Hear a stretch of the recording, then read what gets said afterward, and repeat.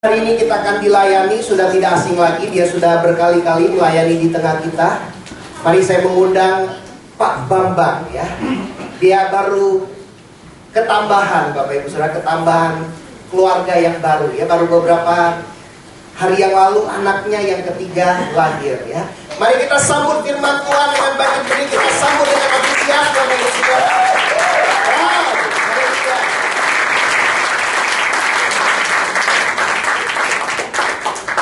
Silahkan duduk saudara. Saya mau nyanyi lagu Besar Anugerahmu kayak. Karena anugerah Tuhan besar sekali untuk saya bisa sampai di sini jam 10:30 tadi. Oke, saudara, lain kali ke TCC pada saat menjelang Lebaran jangan lewat Tanah Abang. Anugerah saudara. Apa kabar? Ini ibadah yang terakhir saya dengar sebelum Lebaran. Jadi saudara harusnya antusias karena minggu depan berarti saudara nggak ibadah atau sedih? Bingung ya mau jawab sedih, salah karena konflik batin. Oke, saudara, hari ini saya diberikan kebebasan untuk menyampaikan apa yang menjadi sharing kita hari ini, saudara. Dan saya mau menyampaikan sesuatu yang boleh dibilang saudara wahyuan yang memang Tuhan berikan ketika saya bicara tentang satu topik waktu itu namanya tentang deep atau deeper, saudara, tentang kita belajar mengenal Tuhan lebih dalam. Nah, saudara bisa lihat di screen, saya sudah minta disiapkan di dalam pasal yang Lukas ayat 5 sampai 1 sampai 11. Oke, saudara, kalau saudara perhatikan di dalam pasal Lukas, maksud saya Lukas pasal yang kelima ayat 1 sampai 11 di dalam bahasa Indonesia, saudara akan lihat di depan nanti PowerPoint-nya ada di dalam terjemahan NLT. Apakah sudah keluar? Kalau di sini sih belum. Oke. Sambil kita menunggu, nah itu dia. Betul. Boleh dikeluarkan? Oke, saudara yang di belakang, apakah saudara bisa membaca? Kalau nggak bisa, saudara bacalah dengan iman. Nah, saudara, di dalam khotbah hari ini saya mau bicara tentang beneath atau below the surface. Saudara, hari-hari ini kita ada di tengah-tengah zaman yang sangat modern sekali, di mana kekristenan, saudara, di Indonesia termasuk salah satu negara yang sangat bertumbuh, sangat subur. Tetapi sayangnya kita harus akui bahwa ada banyak sekali, saudara, orang-orang di tengah-tengah kekristenan atau orang Kristen itu kelihatan Kristen, saudara, menggunakan atribut Kristen. Tampilannya sangat rohani, pakai kalungnya salib segede bagong gitu kan. Kemudian stiker di belakang mobilnya Jesus Inside gitu kan. Kemudian Alkitabnya begitu dibuka ada begitu banyak tempelan rohani, ya kan. Screen saver di apa namanya di komputernya ayat firman Tuhan, ya. Kemudian casing handphonenya juga gambar salib gitu kan. Jadi ada banyak sekali, saudara, kekristenan yang sangat visual, kelihatan. Tetapi kalau kita bicara tentang yang kelihatan, kalau kita ibaratkan, saudara, dengan permukaan laut, itulah permukaannya. Apa yang saudara lihat adalah apa yang saudara lihat sejauh saudara mampu melihat dengan mata jasmani, sesuatu yang kita lihat di atas permukaan. Tetapi saudara tidak pernah bisa melihat sampai kepada apa yang ada di dalam permukaan itu atau yang di bawah permukaan. Nah, hari ini saya mau kita belajar sama-sama tentang bagaimana Tuhan mengajak seorang pribadi namanya Petrus, saudara, untuk melihat kepada kedalaman. Dan yang menarik adalah ketika kita masuk lebih dalam, ternyata, saudara, ada hal-hal yang luar biasa, baik itu mengejutkan maupun menarik. Itu Tuhan perlihatkan kepada kita semua, saudara. Biasanya ketika sesuatu yang extraordinary terjadi dalam hidup kita, entah itu tekanan, entah itu khususnya yang hal-hal yang kita anggap negatif atau hal-hal yang kita anggap sebagai pressure, biasanya, saudara, itu memperlihatkan warna asli kita. Betul gak? Berapa banyak saudara yang punya yang sudah punya anak? Coba katakan. Nah, waktu saudara baru punya anak pertama kali, begitu anak itu keluar, saudara suami istri ketika sedang berupaya menghandle anak ini sendiri, warna asli saudara mulai kelihatan. Ya, saudara yang terlihat begitu sabar di atas mimbar, ketika anak saudara berupaya untuk menarik perhatian saudara dalam sleepless nights yang saudara alami, suami istri kelihatan tidak lagi sesabar dulu waktu masih pacaran, ya. Waktu anak kedua, saudara mengalami itu. Nah, saya mau kasih tahu saudara, anak ketiga realitanya makin jelas. Ya, jadi buat saudara yang punya anak dua, mau punya anak ketiga, jangan takut saudara. Itu akan membuat kita semakin apa adanya. Nah, ketika kita bicara tentang below the surface di dalam Lukas pasal 5-11, saya nggak akan baca ayatnya, saudara bisa baca sendiri. Ada sebuah kejadian di mana Yesus pada saat itu saudara belum memiliki murid. Dia sedang berjalan. Dan seperti yang kita ketahui, Yesus itu pada saat itu adalah superstar. Artinya apa? Kemanapun dia pergi, dia berkhotbah, dia berjalan, dia berkeliling, dia menyembuhkan orang, semua orang mengikuti dia. Dia tidak pernah diikuti hanya orang sedikit, tapi orang banyak gitu. Ya, Yesus itu kan belusukan gitu ya zaman dulu gitu. Jadi dia kemana-mana pasti ada banyak yang mengikuti. Ya, saudara nggak usah khawatir, saya nggak kampanye. Karena sebenarnya saya sampaikan nomor 1, 2 nggak terlalu penting. Yang penting nomor 3 persatuan Indonesia. Nah, jadi saudara, ketika kita bicara tentang belusukan Yesus, kita tahu ada gerombolan orang banyak yang mengikuti dia. Nah, di dalam Lukas pasal yang kelima, ayat yang pertama, saudara menemukan Yesus tiba di satu pinggir sungai atau laut yang namanya Galilea, saudara, lebih tepatnya danau. Di sana dikatakan ada banyak sekali orang mengikuti dia untuk mendengar firman Tuhan. Lalu saudara dikatakan dia melihat ada 2 perahu yang kosong di pinggir laut itu. Di mana saudara, nelayan yang sudah meninggalkan perahu dan sedang membersihkan jalannya. Nah, saudara, kita hidup di Indonesia, kita belajar bersama-sama zaman SD, kita tahu kalau yang namanya nelayan cari laut, cari ikan pagi, siang, malam menjelang pagi, betul. Di tengah-tengah gelap gulita, di tengah-tengah di mana orang masih tidur, nelayan itu sudah berangkat untuk mencari ikan. Kenapa? Karena pada saat itulah waktu yang terbaik dan pada saat itu mereka bisa mendapatkan ikan yang terbaik. Dan kondisi angin, pergerakan angin dari pantai ke laut dan laut ke pantai itu juga sangat baik. Karena pada saat jam itu angin bergerak dari pantai menuju ke laut, sehingga mereka tidak perlu bersusah payah ke laut untuk mencari ikan. Ya, ini pelajaran IPA 101. Nah, ketika saudara mereka ditemukan sudah ada di pinggir pantai di pagi hari, Yesus nggak pernah khotbah di tengah jam 2-3 pagi pasti. Ya. Dia khotbah pasti menjelang pagi, saudara. Di momen itu, apa yang sedang dilakukan nelayan? Membersihkan jalan. Ketika dia membersihkan jalan, artinya apa? Pekerjaannya sudah selesai. Nah, waktu saudara membaca ayat ini, saudara menemukan bahwa pada saat itu mereka sedang membersihkan jalan. Lalu kemudian tiba-tiba saudara dikatakan Yesus tiba-tiba masuk ke dalam satu perahu itu, menjejakkan kakinya. Nah, tentunya saudara, kalau kita jadi Simon, kita ngelihat ada orang ini dikerumuni orang ramai sekali. Ini pasti bukan orang sembarangan. Paling tidak saya pernah dengar tentang dia, gitu kan? Lalu ketika orang ini tiba-tiba masuk ke perahu, maka Simon mengalami sebuah pertanyaan besar. Ini orang mau ngapain gitu kan? Ini perahu lagi gue bersihin, gue lagi mau pulang. Apa yang ada di pikiran Petrus, saudara Simon? Saya mau pulang, saya mau istirahat, saya mau makan, saya mau ketemu istri saya mau istirahat karena nanti subuh saya mau mulai lagi.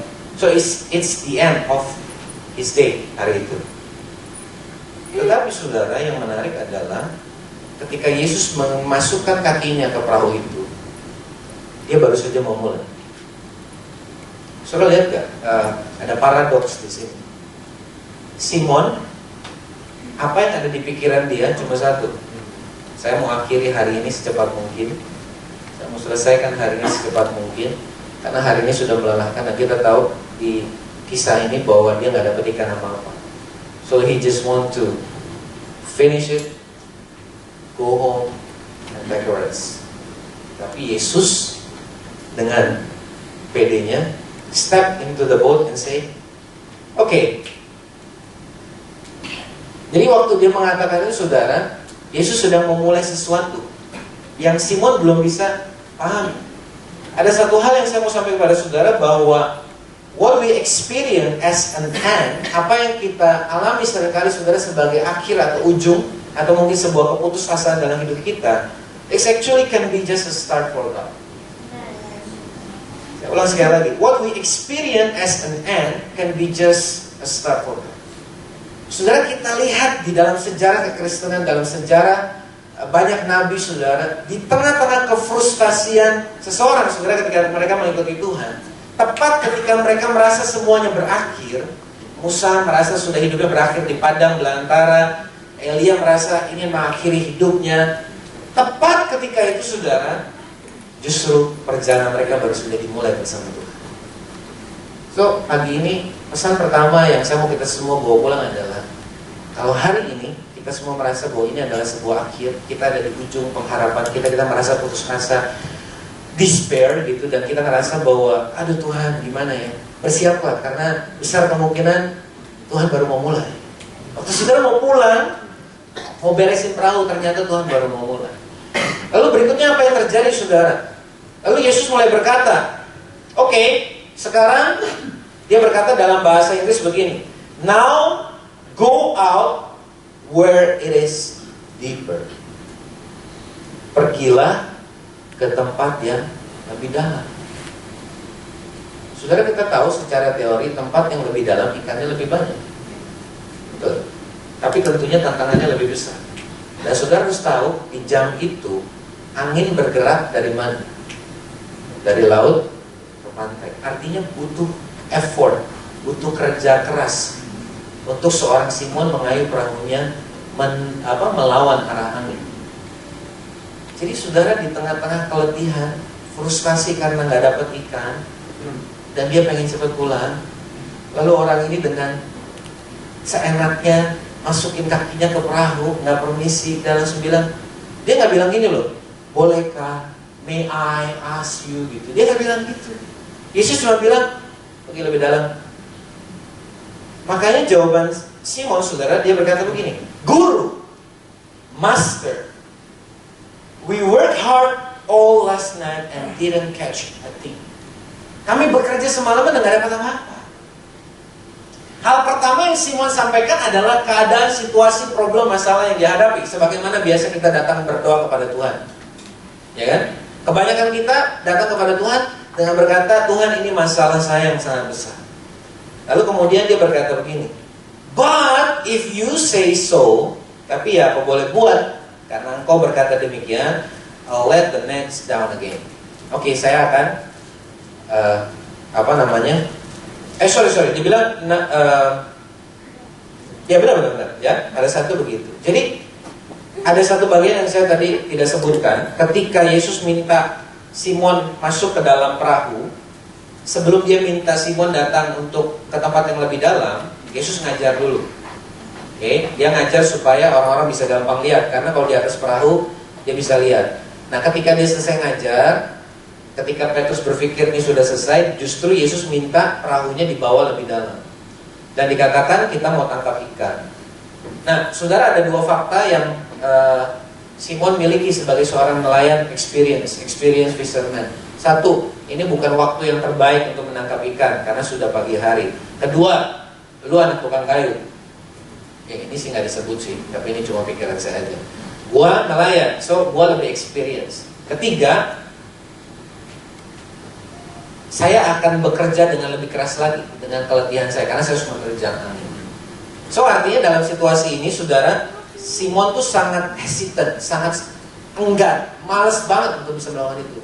Tapi dia mengatakan, karena kamu yang suruh, ya sudahlah, saya lakukan juga. Gak apa-apa, udah, oke lah. Gua kasih lu muka, kira-kira gitu. Lalu dikatakan saudara bahwa Yesus meminta Simon untuk pergi ke tempat lebih dalam, tujuannya menangkap ikan. Saya mau tanya sama saudara di poin ini, Simon pengen gak nangkap ikan sebenarnya?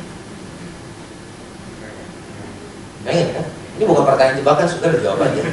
Soalnya kayaknya itu curiga. Nah, dia pengen nangkap ikan. Seringkali saudara, waktu kita dapat janji Tuhan, waktu kita dengar janji Tuhan itu pasti baik, benar. Tapi seringkali kita kayak Simon curiga, karena menurut hitungan kita timingnya nggak pas, caranya nggak tepat. Jadi kondisi-kondisi yang kita lihat pakai ukuran kita itu lebih tepat waktu kita doa. Waktu akhirnya kita doa dan kita nggak dapat, kemudian tiba-tiba sekonyong-konyong Tuhan datang memberi janji dalam kondisi timing dan waktu dan segala situasi yang gak tepat, kita jadi curiga. Ini kayaknya telat deh. Ini kayaknya nggak pas deh. Makanya kita akhirnya menjawab janji itu gini. Ya udahlah kalau Tuhan janji, ya udahlah kalau terjadi syukur, enggak juga nggak apa-apa. Nah kira-kira jawaban Simon menjawab Yesus itu sama seperti kita menjawab janji Tuhan di saat-saat yang tidak mungkin. Di saat kita merasa bahwa waktu itu Tuhan, kalau lu jawabnya waktu itu, gua nih sekarang udah kondisinya luar biasa. Kalau sekarang opportunity-nya udah gak mungkin. Hitungan di atas kertas itu, bisnis gue udah lose the momentum. Tapi ya sudahlah, lu Tuhannya kan, anyway. Udah please, as you wish, gitu lah kira-kira gitu. Nah, saya mau berikan statement yang kedua. Our needs are important. Kebutuhan kita itu penting, saudara. But not necessarily in accordance with the will of God. Siapa yang merasa kebutuhannya nggak penting? Coba angkat. Ya. Setiap kebutuhan saudara penting. Menurut saudara kebutuhan siapa yang paling penting? Kebutuhan saudara, ya kan? Kebutuhan saudara. Kebutuhan siapa yang paling utama? Kebutuhan saudara. Kenapa? Karena itu kebutuhan saudara. Simpel. Tetapi saya merasa Tuhan mau ingatkan kita gini, bukannya kebutuhanmu tidak penting, tetapi masalahnya belum tentu yang kamu butuhkan itu selaras atau waktunya tepat sama dengan apa yang jadi kehendak aku. Dan Yesus belajar sekali tentang ini, saudara. Kalau boleh, cawan ini berlari. Kebutuhan utama Yesus apa? Tidak menderita. Simple kan? Sebagai manusia dia nggak pengen menderita. But is it according with the will of God? Enggak. Makanya dia bilang bukan kehendak, tapi kehendak. Bukan kebutuhan, tapi kehendak. Dan saya pikir saudara ini salah satu doa yang tersulit yang kita bisa panjatkan. Lalu kemudian terjadilah miracle. Dan saya mau beritahu kepada saudara, ini bukan miracle-nya sebenarnya. Dikatakan Simon kemudian menangkap sejumlah besar ikan, dan bahkan perahu mereka dipenuhi oleh ikan dan hampir-hampir tenggelam. Saudara bisa bayangin nggak? Secara visual coba saudara imajinasikan seberapa besar ikan yang dapat. Bahkan dikatakan Simon harus panggil teman-temannya untuk nampung ikan. Buat seorang nelayan, ini mengalahkan semua hukum, ilmu pengetahuan alam, biologi, apapun lah, semua studi yang ada. It's impossible. Buat Simon, that's the miracle. Bagaimana mungkin pagi menjelang siang, di mana ikan harusnya nggak ada, dan diperintah oleh seorang anak tukang kayu atau paling tidak guru agama. Tapi secara realita dia melihat ikannya kumpul.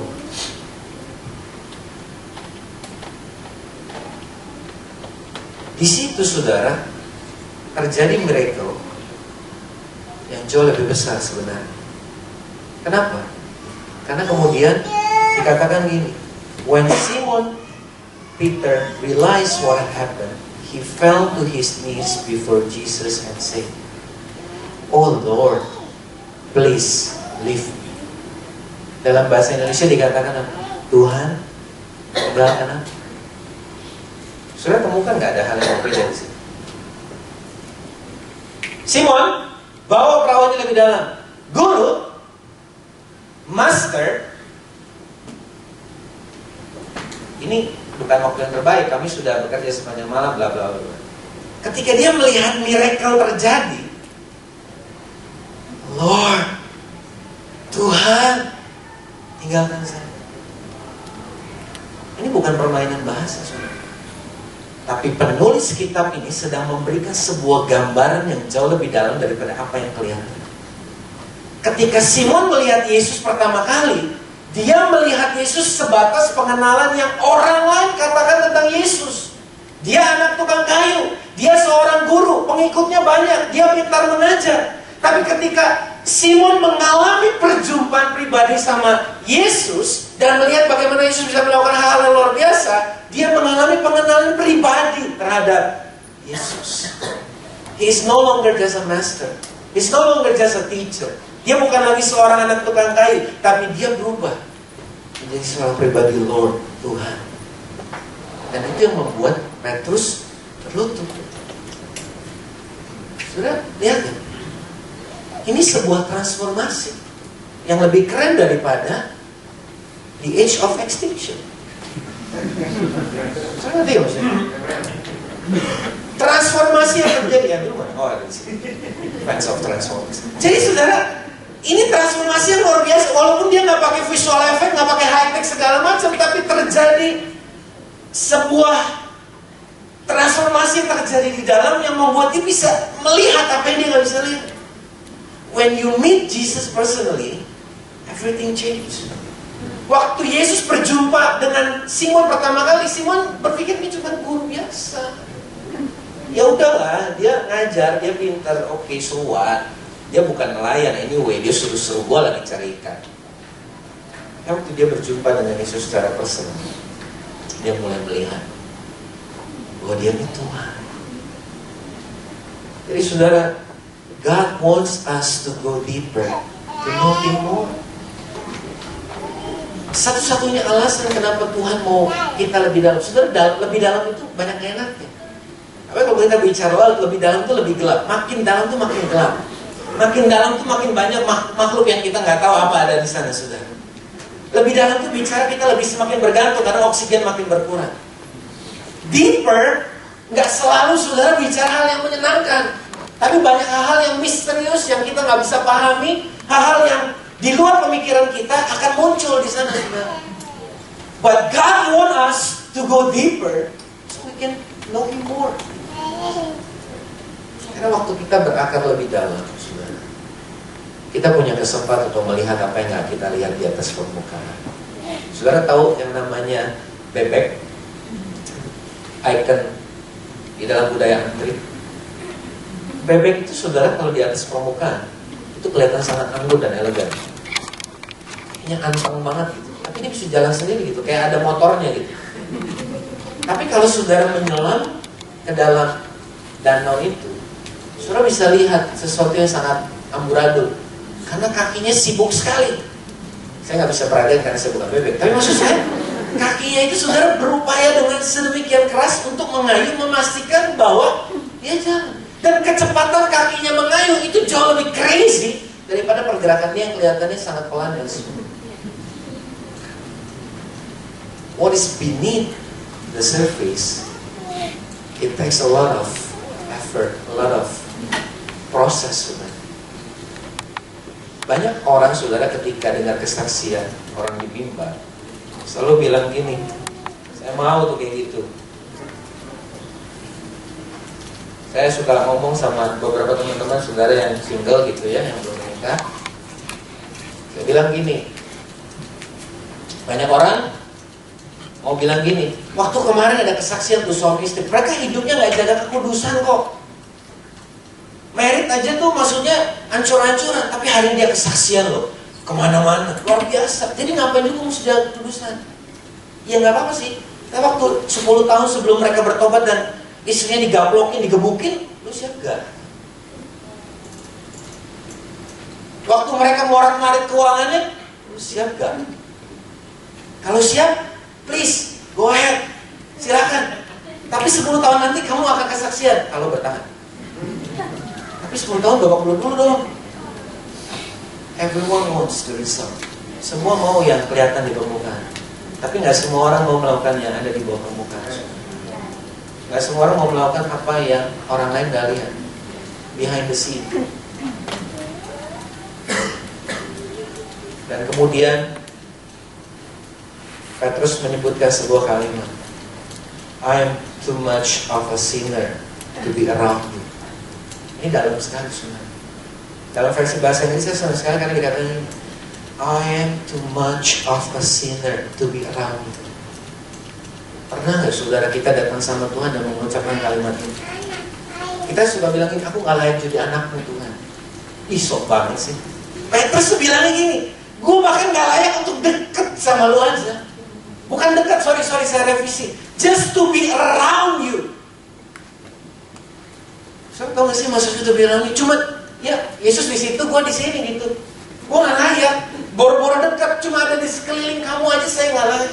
I'm too much of a sinner. Aku ini terlalu berdosa untuk bahkan ada di sekelilingmu. Ini yang saya bilang transformasinya keren banget. This is the real miracle, man. Bukan karena ikannya luar biasa dilakukan oleh mujizat oleh Tuhan dan terjadi mujizat, tapi yang luar biasa, Petrus terbuka matanya, see Jesus no longer as a teacher tapi as a Lord, sebagai Tuhan. Dia kemudian melihat identitas dirinya. Ya ilah, ternyata saya ini orang berdosa. Saudara, kita sebagai orang Kristen lahir baru, apalagi Kristen karismatik, kita tuh kadang-kadang suka nggak sadar kita ini masih berdosa. Maksudnya kita masih bisa bikin dosa. Lalu waktu kita buat dosa, kita nih nggak lagi punya sebuah kesadaran yang membuat kita, aduh, gue nih bikin dosa.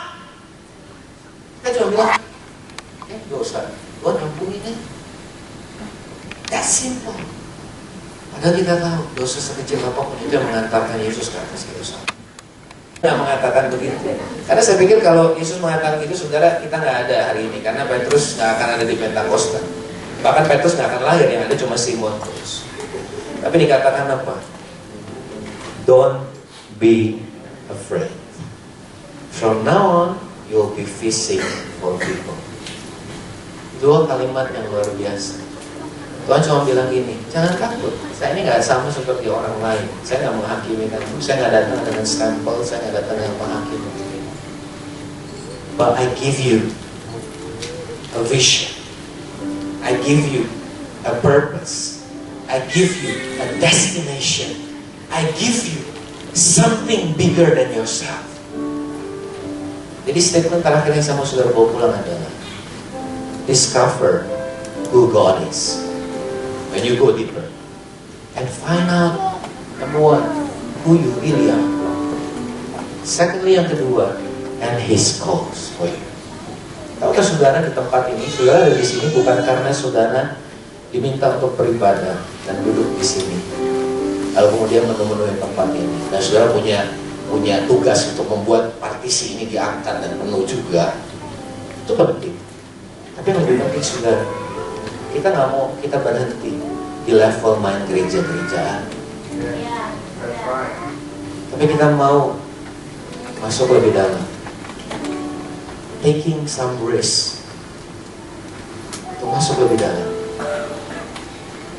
Dan puji Tuhan, waktu kita bertemu Tuhan di sana, Dia nggak akan datang membawa list dosa kita. But He will say, don't be afraid, jangan takut.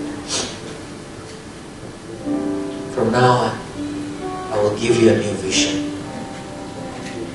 Jadi hari ini saudara, ajakan saya buat kita semua termasuk mengingatkan diri saya adalah, maukah kita masuk lebih dalam di dalam Tuhan? Resikonya besar. Ada banyak hal-hal yang kita nggak kuasai. Ada banyak hal-hal yang kita nggak bisa jelaskan. Ada banyak hal saudara yang membuat kita mungkin merinding kalau kita terlalu jauh membayangkan. Tapi one step at a time, izinkan Tuhan membawa kita lebih dalam supaya kita semakin mengenal Dia. Karena Paulus pernah berkata, saudara, inilah yang ku kehendaki, yaitu mengenal Dia. Kenapa? Karena waktu kita kenal Tuhan, kita akan kenal siapa diri kita sesungguhnya.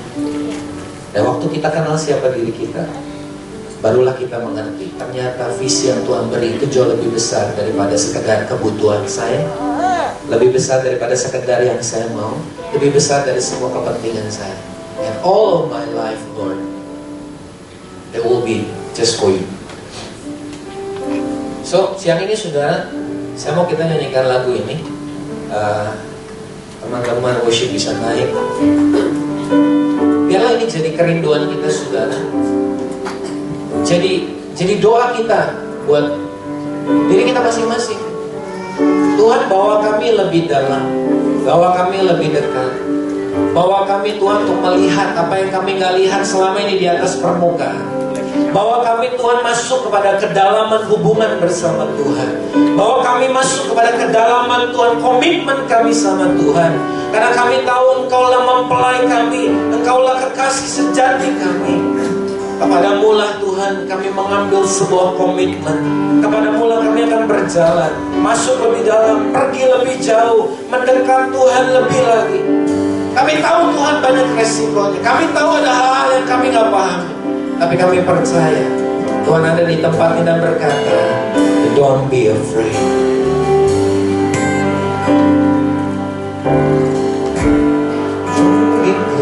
Be close to you. Ya, ini doa kami Tuhan. Never let me go. Yes, Tuhan.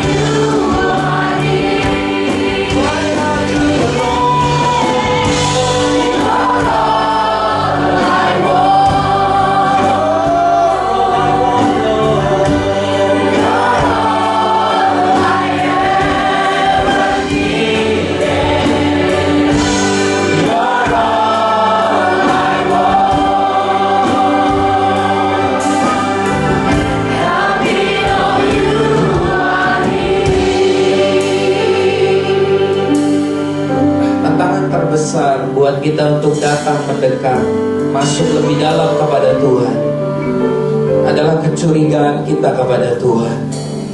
Karena kita berpikir Tuhan punya rancangan-rancangan, Tuhan punya rencana-rencana yang gak bisa kita pahami. Ada kekhawatiran, bahwa itu tidak akan sesuai dengan apa yang kita harapkan. But let me tell you something.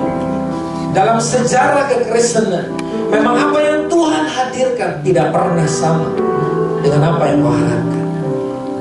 Because He give you even better. Karena Dia memberi bahkan lebih baik. Even the best that He can give. More than you can think. Sebab firman-Nya berkata, sebab Ia sanggup melakukan jauh lebih banyak daripada yang kau doakan atau pikirkan.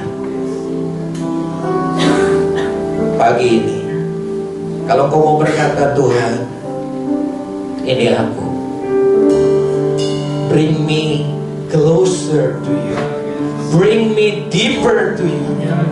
Aku siap Tuhan, bahwa aku lebih dalam, bahwa aku lebih mendekat. Proses aku lebih lagi. Buka Tuhan mata hatiku supaya aku boleh mengenal Engkau, melihat siapa aku sesungguhnya, supaya aku siap menerima panggilan Tuhan dalam hidup saya. Kalau itu engkau orangnya, make your commitment today. Datang sama Tuhan. Biar ini jadi momen pribadi saudara sama Tuhan. Kau berkata, Tuhan, ini komitmen saya. Saat ini juga Tuhan mendengar, dan Dia akan berjalan bersama dengan engkau sampai panggilan itu digenapi. Kalau engkau bersedia, hari ini buat komitmenmu, angkat tanganmu di hadapan Tuhan and make your commitment to God. Tuhan, hari ini kami datang kepada Tuhan with an open heart. Tuhan, kami siap. Skenario yang Tuhan punya, rencana Tuhan yang bahkan tidak bisa kami pahami hari ini, terjadi Tuhan dalam hidup anak-anakmu. Ketika kami berharap sama Tuhan, kami percaya Tuhan jadikan rencananya nyata atas hidup kami.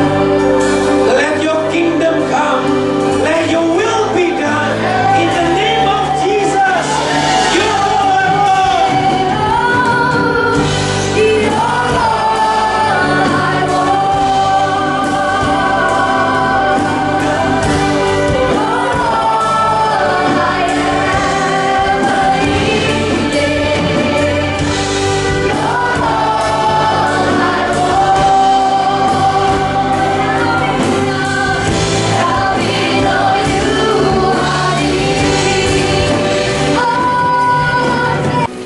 Would you go to the end of your driveway?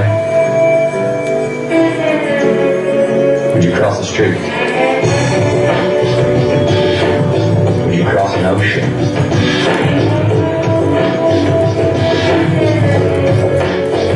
Would you replace 6,000 miles from home?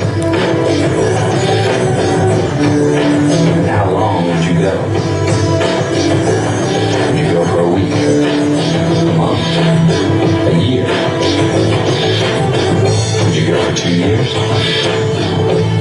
Would you go if you could use your knowledge to teach someone, and in the process, maybe learn something yourself? Saudara, nantikan ada acara kita tanggal 17 Agustus ini, saudara. Dan kalau saudara lihat video tadi, begitu jauh seseorang yang harusnya terbang jauh begitu menolong. Tapi saya mau mengingatkan bahwa Yesus dari sorga khusus turun ke dunia ini untuk menyelamatkan kita orang yang berdosa. Dan Petrus, dia tidak menyadari dia orang berdosa sebelumnya, tetapi dia mengalami kebaikan Tuhan tanpa cara berdosa. Dan kata yang menarik tadi dalam bahasa Inggrisnya, di ayat yang ke-11, saudara, as soon as, segera. Setelah dia mendarat, dia langsung meninggalkan segala sesuatu. Dia meninggalkan kehidupannya yang lama, dia meninggalkan kehidupan yang berdosa, dan dia menjadi pengikut Yesus. Ketika kita mengalami kasih Yesus tanpa syarat dalam hidup kita, ada kuasa untuk kita meninggalkan kehidupan kita yang lama. Saya ingat sekali kesaksian Seriko kalau dulu, mungkin saudara lihat dia, dia sering cerita bahwa rambut gondrong, orang lihat dia kayak orang aneh, tapi lihat hari ini dia beda. Karena kasih Yesus, kasih yang tanpa syarat. Dan saudara, kita rindu, saudara, tanggal 17 Agustus ini saudara akan melihat Orang-orang yang biasa, orang-orang yang sederhana, orang-orang yang menurut dunia ini terbuang, tapi mereka mengalami jamahan hidup, jamahan kasih Tuhan. Saudara lihat hidup mereka diubahkan Tuhan luar biasa. Dan saudara jangan lewatkan. Tanggal 17 ini saudara hadir. Saudara akan melihat betapa besarnya kasih Tuhan yang mengubah hidup orang-orang ini sehingga hari ini mereka melakukan pekerjaan-pekerjaan yang luar biasa. Dan saudara, ada beberapa hal. Pastikan setelah ini buat teman-teman yang kemarin sudah dikontak, dihubungin, ya kita ada pertemuan setelah ini dengan Kaseno. Pastikan saudara hadir ya jam 12 di tempat ini. Dan buat saudara yang sudah mendaftar, disediakan makan siang ya di pantry. Saudara dapat mengambilnya nanti dengan David dan Amos. Oke? Nah, minggu depan kita tidak ada ibadah di tempat ini, saudara. Tetapi bagi saudara yang rindu beribadah, buat anak-anak muda dapat hadir di dalam kebaktian anak muda hari Sabtu jam 18.30 di Greenfield Maisonette. Dan juga buat keluarga dapat hadir di Greenfield Maisonette jam 8.30. Tapi kalau yang wilayah selatan lebih dekat ke Belesa dapat hadir jam 9 pagi minggu depan. Jadi kita tidak ada ibadah di tempat ini, tetapi kami mendorong buat saudara yang rindu beribadah, buat yang anak-anak muda dapat hadir di Greenfield hari Sabtu 18.30, yang umumnya jam Minggu 8.30, dan di Belesa juga hari Minggu ya jam 9 ya minggu depan. Nah, mari saudara, saya mau mengajak kita bangkit berdiri saudara. Dan kita mau membaca firman Tuhan. Ayat ini luar biasa saudara. Dikatakan di dalam 2 Korintus 8 ayat 1 dan 2. Buat kita yang sudah menyiapkan pemberian kita bisa angkat sambil kita baca. Saudara-saudara, kami hendak memberitahukan kepada kamu tentang kasih karunia yang dianugerahkan kepada jemaat-jemaat di Makedonia. Selagi dicobai dengan berat dalam berbagai penderitaan, sukacita mereka meluap. Dan meskipun mereka sangat miskin, namun mereka kaya di dalam kemurahan.